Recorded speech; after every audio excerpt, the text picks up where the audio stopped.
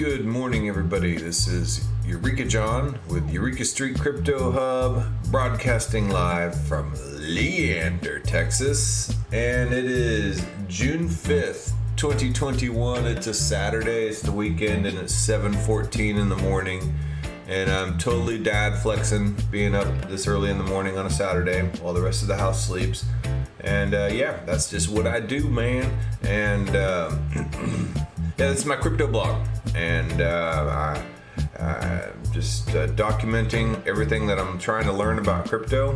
And I've been doing this since October 24th, 2020, and then I started doing it every single morning beginning February 6th, 2020, so I haven't skipped a beat. And yeah, I'm not shilling anything, and I'm not sponsored by anybody. And yes, sometimes I say things that are correct, sometimes I say things that are completely incorrect, but this is all part of it. And if you have any feedback or whatever, give me a thumbs up on the video YouTube thing, or Odyssey, or BitChute, or BitTube. And then if you have any ideas or criticisms or whatever, just leave a comment, or feel free to connect with me on Twitter or whatever. All right. So yeah, that's the deal. That's what I do. All right, so let's go over here to CoinGecko, take a look.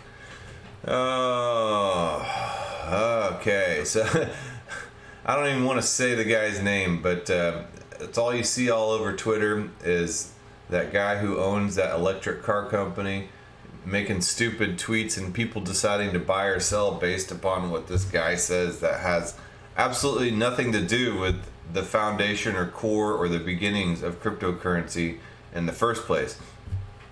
How he become such an important factor in the price action of Bitcoin baffles me. But yeah, it is what it is. You know, I don't even want to waste my time talking about that schmo. He's kind of a dork anyway, but he's a rich dork. But you know, whatever. Ethereum 2,625.77. Tether 99 cents. Yay! Binance Coin 390.34. Cardano $1.66. The Doge at 36 cents. XRP under $1 at 92 cents.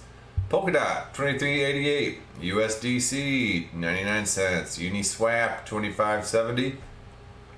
Internet Computer, the ICP clown token 105.46. Do not be fooled by the ICP token, ladies and gentlemen. This is a Trojan horse into complete surveillance internet, and you know, they say that they're going to be internet world supercomputer, and it's brought out by the World Economic Forum, and we all know that the World Economic Forum is you know, trying to bring about a surveillance society. So don't buy into the ICP coin, folks. Bitcoin Cash 649.38. Chainlink 27.32. Litecoin 172.14. Solana 39.67. Polygon $1.56. Binance stablecoin 98 cents. And Theta, I'll stop there at 9.04. All right.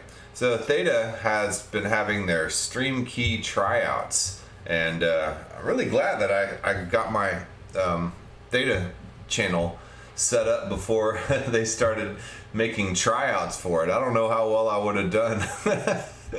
But yeah, it's been kind of entertaining whenever I can. I've logged on to the Theta TV main channel and watched some of these tryouts and just the things that different people have to offer. And it's a great little variety show in a way, in sorts. So yeah, if you want to try out for Theta, I think you have to post whatever you've recorded on Twitter and then do hashtag stream key please.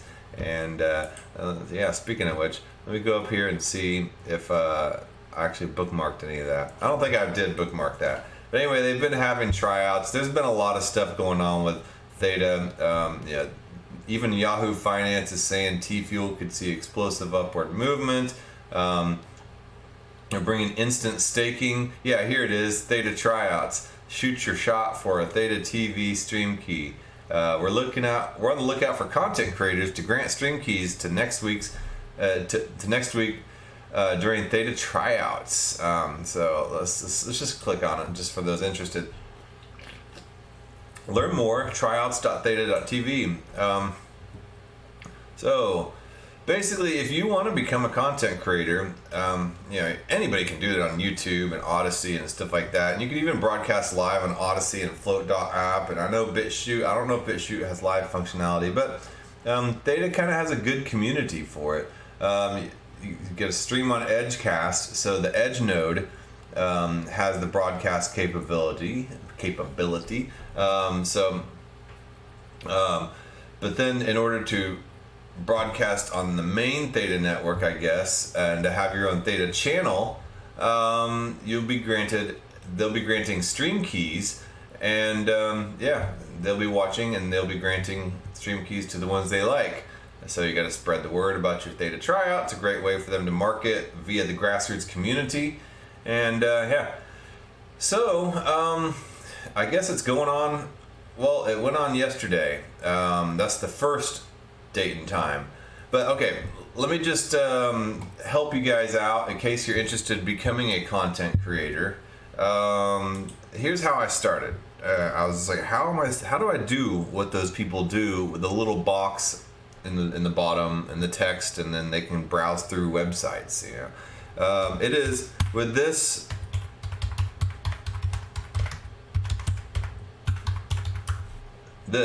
OBS broadcasting software, and it's right here, and it's super easy to learn. It's free to download because it's open source broadcasting software. There's really not a whole lot to it. It's just some basic YouTube tutorials on how to set it up, and bam, you're good to go. It's kind of one of those programs that's super easy to learn but pretty hard to master. I've learned it just enough to kind of get by. I don't really do anything special. I know there's a bunch of people that can do like some really special stuff with it. Anyway, that being said, let's move on. I've been spending this past couple days like really trying to dig in and learn about what Arbitrum is. And Arbitrum is a layer 2 solution. And I had a tweet here bookmarked down here, John Wolpert. Hold on, let me go back to the bookmarks. All right, and let's see, way down here is where it was, and he tweeted, where'd you go, man? Okay, if everyone wrote white papers like this from Arbitrum at off-chain labs, I wouldn't hate reading white papers. Well done, clear, reasonable amount of detail, explain with emphasis on what it does and how it does it, and how to use it. Zero platitudes. And here's the link to Arbitrum roll-up white paper. I read it. It was definitely a good white paper, but now it's no longer there. So I'm glad I read it when I did. I watched a video on Bankless, and it's with two of the Arbitrum team here, and they explain Arbitrum as well, so I would recommend watching this video. But I wanted to go back to the white paper after having watched or listened to this video. Now I can't go back to it because I don't know where it is. I guess they took it down, which sucks because it was a good white paper. So if you have a copy of that white paper or you know where to get it, I would definitely love to be able to take a look at it. And here's all the little bookmarks and stuff like that. But anyway, Arbitrum is a layer 2 solution. And right now it's working with Ethereum, but that does not mean that it's not open to working with other blockchains. The thing is Ethereum is the blockchain for DeFi protocols and smart contracts and like that. And I know a lot of people say, there's all these other blockchains that can do this type of stuff, and including Theta blockchain. And that is true. But the Ethereum blockchain is bar none the one that is used by most people. Most people. It has the most dApps built on it, decentralized applications, and it has the most developers for it, the Solidity developers. And that's sometimes just like VHS versus beta. VHS ended up winning out, not because it was the better quality, but because it was the one that everybody knew. And so that's kind of what's going on with Ethereum that I kind of see happening right now. And I'm actually old enough to remember VHS versus beta when I was a kid. Yeah, so there's a lot of Solidity developers. Solidity is a lot like JavaScript. If you want to learn how to code in Solidity and create your own smart contracts and decentralized applications and things like that. The problem with Ethereum is, yes, it's a very secure blockchain, but the gas fees are really high. And as of right now with Ethereum 1.0, it's not as scalable as it maybe could be. And that's why they're coming out with Ethereum 2.0 to deal with the gas issue and to deal with the scalability issue.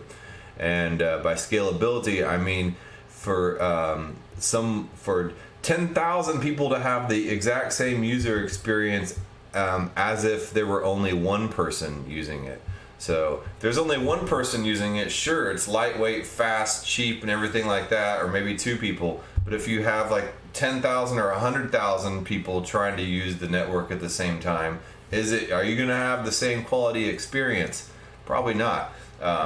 So there's been problems with the gas fees, and there's been problems with scalability. So there's been all these layer 2 solutions that are coming about right now, and they're trying to figure out ways to do that. And some of those have been Loopring. A while back there was Raiden.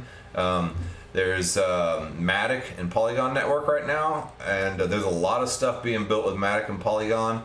Then there's some of the technology is rollups and sharding, and Arbitrum happens to use rollups. Sharding and rollups are very closely related, and don't crucify me if I'm completely saying this wrong here, but sharding is a more complex form of rollups. Rollups is basically bundling up transactions and then giving a proof of state, what is the state of these transactions, to the blockchain and marking them in that way. Where sharding is kind of breaking the transactions into little groups and then compiling them together and then putting the state onto the blockchain. So rollups are just taking a bunch of transactions and bundling them up and creating them as a rolled up bundle of transactions, getting them done off chain, and then putting the result on chain instead of doing all the computation on chain, which is pretty intensive. It can be gas intensive, and it takes up a lot of room on the Ethereum blockchain. Well, where sharding comes into play, and then they're not there yet, they're still at rollups, but sharding, take for instance, it's like a horizontal database. I don't know if you're familiar with database technology. I'm not familiar with database technology, so I'm kind of just throwing out jargon here. But say for instance you have a sales database of all your customers, and then you can break those down into East Coast and West Coast customers. And so sharding is basically dividing that database into East Coast and West Coast customers, rolling both of those up into their own respective roll-ups, and then into shards, basically, and then doing the computation for both of those offline, then bringing them together, then bringing them to the main Ethereum blockchain. So it's a little more complex version of roll-ups. Yeah, that's kind of that. But what Arbitrum is doing, it's bringing roll-ups to Ethereum, and it's different than Loopring version of roll-ups. And Loopring has its own token. There is an Ethereum on-off ramp, but there is also an Ethereum bridge on-off ramp for Arbitrum. I want to go in and try to figure out the exact differences between Loopring and Arbitrum here, because I am not exactly certain, but I know that they are very different and that Arbitrum seems to be a superior technology. Arbitrum uses directly the security of Ethereum. Okay, so what they were doing is they were comparing Ethereum, Arbitrum, and then Matic, Polygon. Okay, so Ethereum is completely secure, but the gas fees are expensive. All right, Arbitrum uses Ethereum security, but its gas fees are cheaper. Okay, and then over here you have Matic. It uses its own security, so it's not as secure, but the gas fees are the cheapest. So Arbitrum is kind of a middle ground in between that, having both the cheap gas fees and the ultra high Ethereum security that's available as well. I don't think that Loopring has that security. I think it has its own security. So that's probably a huge difference. It's kind of right there along with Polygon Matic. Anyway, they were saying, and let's go over here to the Arbitrum website and just take a look. So I can be talking about it while I have the website up. Here we go, Arbitrum.io. It's brought out by Off-Chain Labs. So I have both of these websites here. Let me pull up the Arbitrum white paper, Chainlink Labs. Not Chainlink Labs, Off-Chain Labs. Okay, so I have both websites up. Let's go to the Arbitrum website first. Arbitrum just rolled out May 28th, okay, and it's rolled out for developers. All this hype and everything you saw from the Chainlink Marines and all these people all over Twitter saying, "Oh my God, Arbitrum's coming out! It's going to be super amazing, and we're going to instantly see all these results." And that's just it's a lot of hype. It's exactly what it is. But there are some really cool stuff going out. And they talked about in this video as Arbitrum having basically established the land and the spot for developers to come in and build the rides. And that's what's happened. They've been working with a lot of DeFi teams and developers that want to build dApps and stuff like that. And they've opened up the gate, they've cut the ribbon, and they're allowing everybody to run in and to begin building their rides. And their rides being things, like DeFi applications, whatever a lot of people use as dApps on the blockchain. Aave, Compound, those are just, I can't think right now, but yeah, you get it. And so now people are jumping in there, and they're in the process of building their dApps. So it's basically a opening and a launch for developers. And for the average person like you and me who don't know code and will be using this, we got to wait now for the developers to build their projects. However, they said that they are building these projects pretty fast. It's because it's compatible with the Ethereum virtual machine and uses directly Ethereum. There's really not a whole lot of custom code in order to be implemented, and it's basically plug and play. All they got to do is install the Arbitrum bridges in there, and they're good to go. And they basically said that within 2 days of the launch of Arbitrum, and then the allowance of developers to come in there to start building, that they've already seen some of these devs finishing their projects already. And they're just like, whoa, man, that was quick. But with that much Ethereum compatibility and them basically using Ethereum security and not using their own security, then it's a done deal. There's not a whole lot really to do.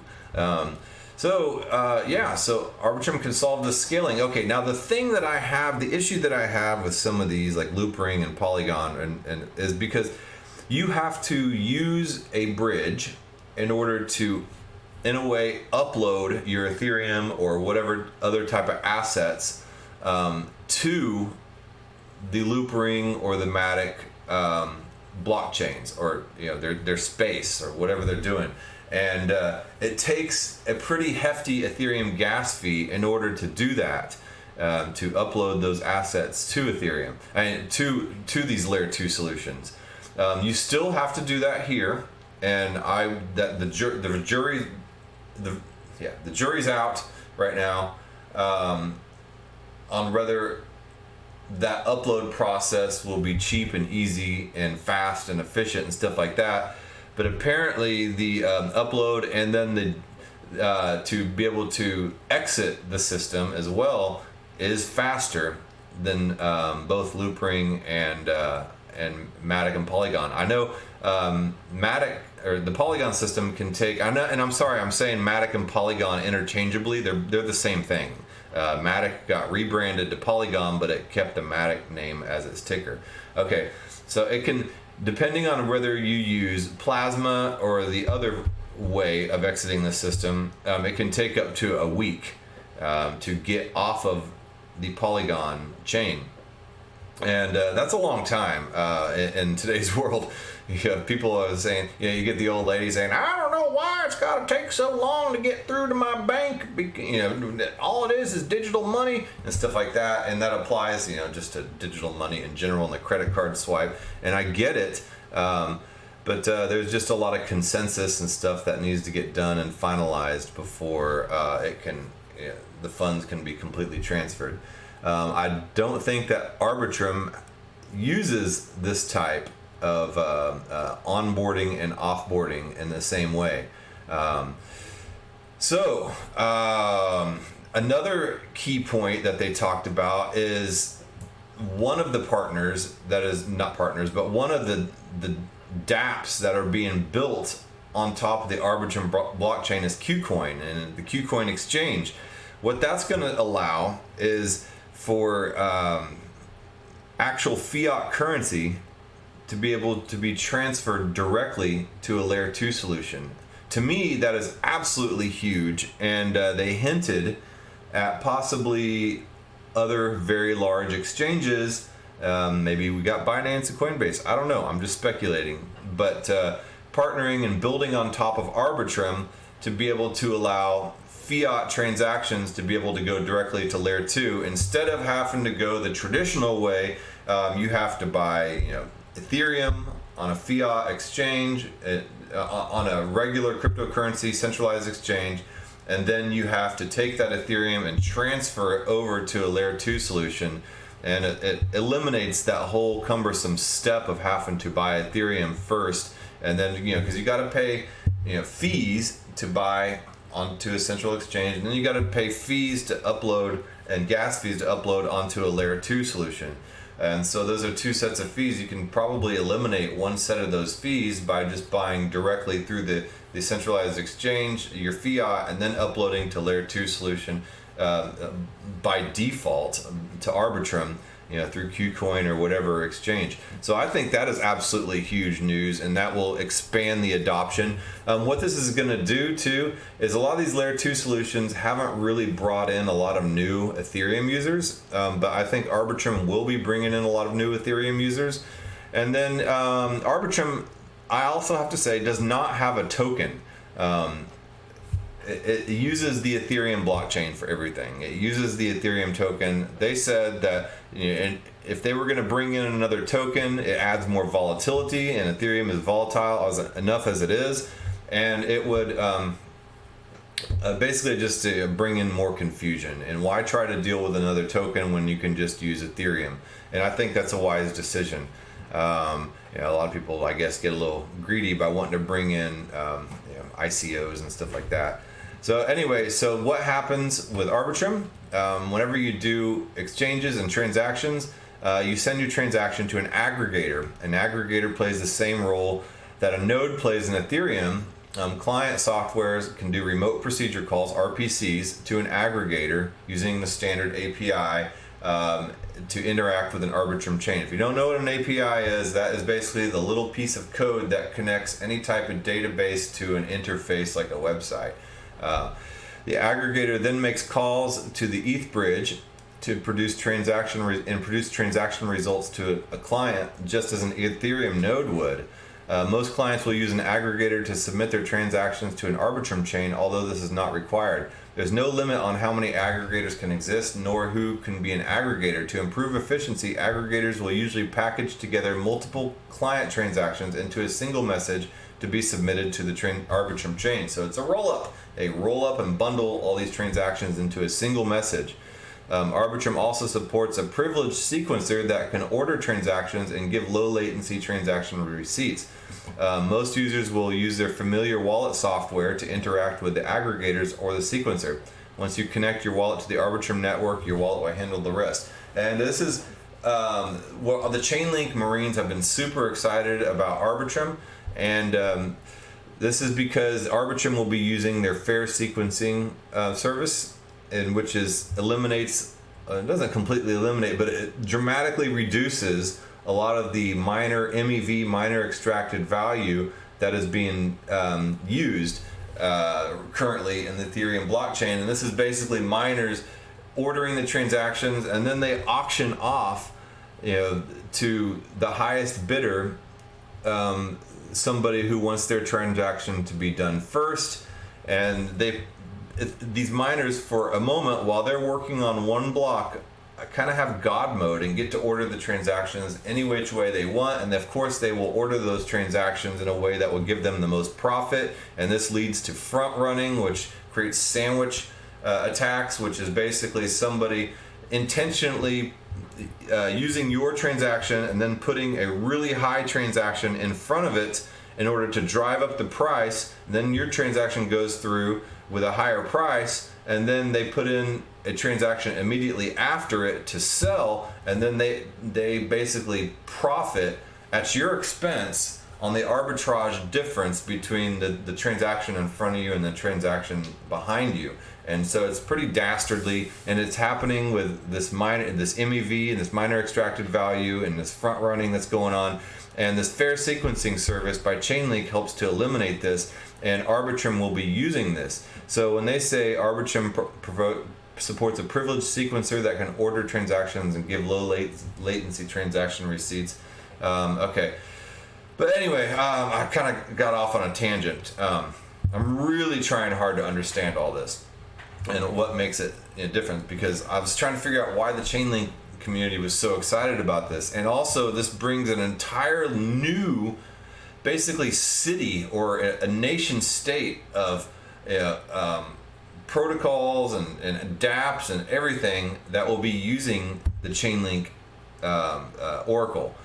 So not only will Chainlink Oracle be used on tons of DeFi applications all over the Ethereum blockchains and other blockchains, the Chainlink Oracle will now also be used all over this Arbitrum ecosystem and this Arbitrum blockchain. So it's just one more huge project that will be using specifically Chainlink for their oracles. And by oracles, I mean the piece of code that brings real world data to the blockchain, and that is Chainlink. That's basically the catalyst that brings real world data to the blockchain to be able to use and be analyzed and computated and all that stuff. So anyway, aggregator posts transaction batch to Ethereum. All Arbitrum transactions are posted on the Ethereum blockchain, guaranteeing that all the underlying data is available to users. Once a transaction has reached finality on Ethereum, it is considered final and can no longer be replaced or recorded. At this point, the result of the transaction is fully determined. Ethereum needs full consensus in order to avoid 51% attacks. And it's a very secure network. It needs 51% of the network to be non-malicious actors and stuff like that. Arbitrum does not. It only needs one good actor in order for the transaction to be finalized and secure and guaranteed. I'm not really sure I understand this. This is where it starts getting pretty intense into the technical aspects of cryptography and learning about Merkle trees and all that type of stuff. But apparently with Arbitrum, you don't need the time it takes to have full consensus of the entire network. All you got to do is have one node that is a good actor, and it opens up for any other people to be able to contest it. And as long as the node wins that contest, then it is considered final. So I'm not really sure I understand that part. So I'd love some enlightenment. Validators process and process your batch and post an assertion. Okay, although transaction data is posted on the Ethereum blockchain, transaction execution is moved off chain and performed by Arbitrum validators. So all the actual transaction execution and computation is done off chain. So it's not taking up that Ethereum space, and so it's cheaper. Arbitrum validators report back to their results of this off-chain processing in the form of an assertion, sometimes called a roll-up block. This assertion is posted on the Ethereum chain optimistically without proof. So optimistically is basically taking the optimistic approach that they're not trying to be malicious and the burden of proof comes on the person that sees somebody that potentially being, so they're not instantly assuming that the transaction is going to be malicious. So just like aggregators, being a validator is completely permissionless and open to all. Validators post a stake, which they will lose if they're caught trying to cheat. So everything is done with a proof of stake type of mechanism, and the validators have to post a stake, and if the validators are cheating and a malicious actor comes into play, this ensures they will lose their stake, and it ensures that validators have an incentive to not try anything dishonest. So instead of trying to get the complete consensus of the entire validator network, they have to post a stake, and it can be contested. Everyone checks the assertion fraud proof if it's wrong. So fraud proofs are really what make Arbitrum different. Once an assertion is posted, a challenge window opens up during which anyone can challenge that assertion. Other validators check the assertion and prove fraud if it's wrong. Arbitrum has a custom proof system that guarantees proving fraud is highly efficient. Validators that successfully prove fraud will receive a large reward. So there is an incentive for people to come in and try to regulate and keep bad actors out. So a validator who's caught cheating will lose a large deposit, and that's where the reward comes from. Crucially, so basically bounty hunters that kind of keep the checks and balances in the system. Crucially, it only takes one honest validator to guarantee correct execution. And since validation is entirely permissionless, anyone in the world can watch the Arbitrum train and ensure that it executes correctly. And believe me, people will. There are keepers and arbitragers, and there's always those people that will do that. You've ever seen Tank in the Matrix watching the things fall? There's always going to be those people. Even if everyone else in the world is dishonest, one honest person can force the Arbitrum chain to execute correctly and make a tidy profit from taking the deposits of attempted cheaters. So yeah, there will be those people that will watch the chain and act as enforcers. Assertion is confirmed. If the challenge window expires without a successful challenge, or in an unlikely event of fraud attempt, once the fraud is proven and correct outcome is determined. Okay, so if the challenge window expires without a successful challenge, the correct assertion is confirmed and accepted by Ethereum. Arbitrum is guaranteed to prevent fraud as long as anyone honest is validating. Withdrawals from Arbitrum require confirmation, but Arbitrum supports pipelining so the chain continues to execute and make progress even while assertions are awaiting confirmation.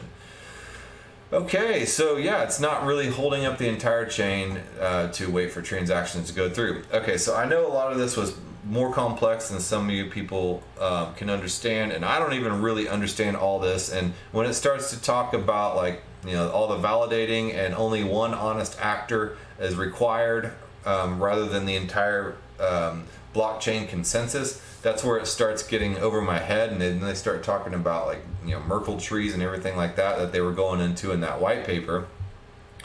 But overall, I can see that this is the start of something huge, and a lot of DeFi apps are building right now on Arbitrum, and it will definitely make the Ethereum experience a lot faster and a lot cheaper. And I do think it's going to be doing amazing things for Ethereum as far as a layer 2 solution and the scaling solution.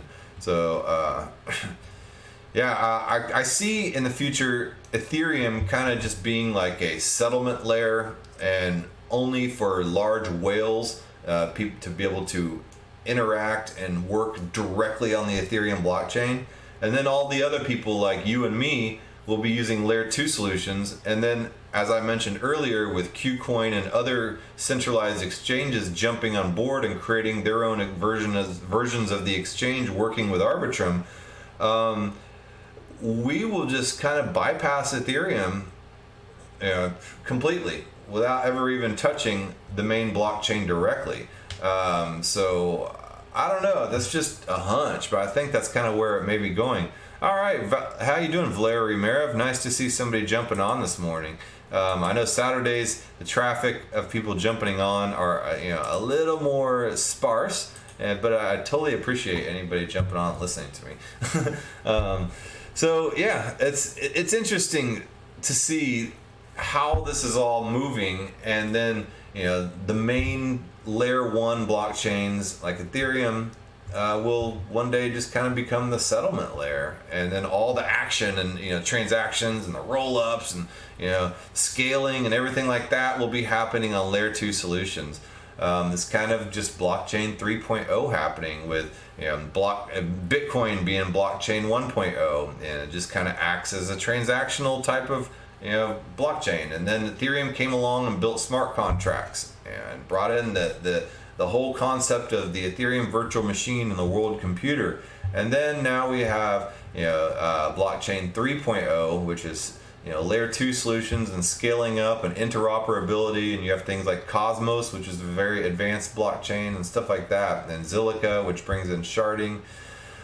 So yeah, I don't know, interesting stuff going on. I just wanted to take another look at Arbitrum on this show after I listened to this podcast right here. I would definitely go take a look at it, and go look at their blog here, the medium.com off-chain labs. Yeah, let's see here. They just had a blog post and I had it posted up. Where did it go? When Arbitrum? No.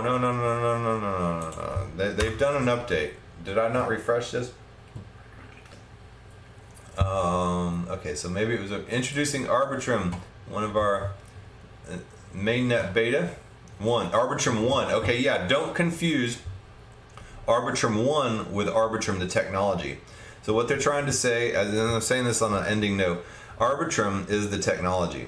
Arbitrum 1 is the first blockchain project on Arbitrum using Arbitrum technology. Now what they foresee is for Arbitrum to be able to be branching out, maybe using other blockchains or doing other things in the future, or adding some more functionality or whatever.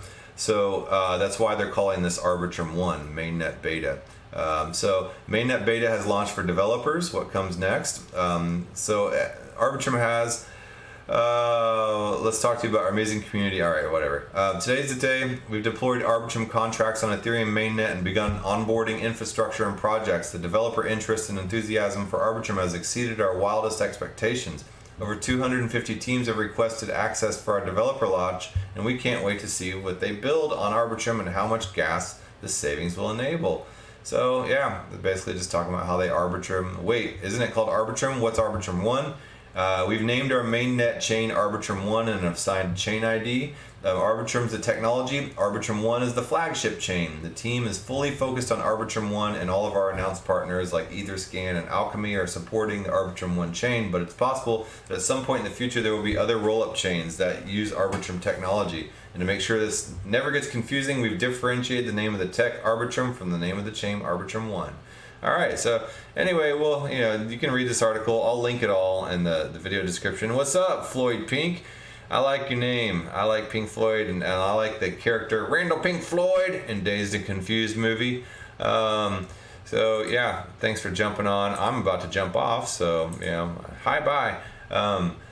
Alright, so that being said, I just wanted to take a little, another look at Arbitrum on this blog, and just to kind of dig a little deeper after having listened to this podcast. I would definitely recommend listening to this podcast if you really want to understand layer 2 solutions, the differences between them, how Arbitrum is different, and so it's interesting stuff, man. It actually is, but it's an hour and a half long, so just make sure you're on a car, train, plane, bus, or whatever. All right, man. I will talk to you guys tomorrow. All right, later.